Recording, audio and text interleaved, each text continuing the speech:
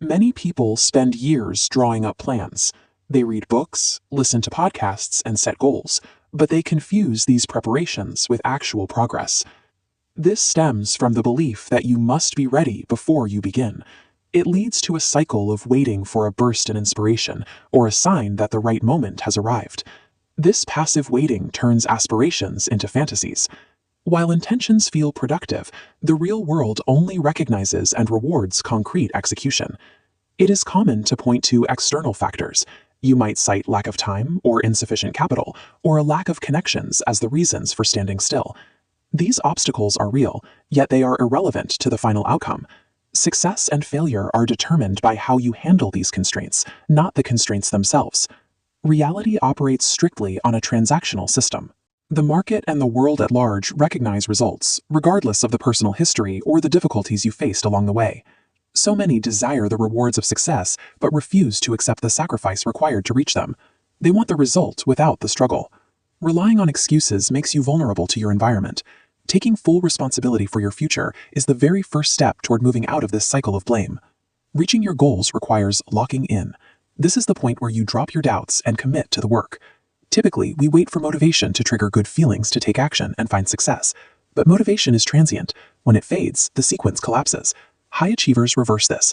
Action generates progress, which triggers motivation. These wins create the self-sustaining loop we need. Psychological momentum is a byproduct of execution. You don't need to feel ready to start. You start to feel ready. When motivation is absent, the discipline engine must take over to bridge the gap. Discipline is the daily choice to embrace discomfort. It is a practiced habit of doing what is necessary when you would rather take the easy path. Forcing the mind to continue when the body wants to quit creates significant psychological friction. The gear turns because it's forced, not because it's easy. Pushing through this resistance strengthens you. Each instance of choosing the grind over comfort builds the capacity to handle future adversity. Suffering is the toll required for progress. Avoiding this pain leads to stagnation. We often look for a single, life-changing breakthrough. We want one dramatic moment that solves everything. Success is the accumulation of small data points. It's the result of repetitive tasks in isolation, day after day. These choices compound.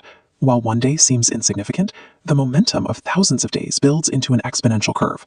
No one is owed wealth or happiness simply for showing up. These are earned through effort, not granted based on desire.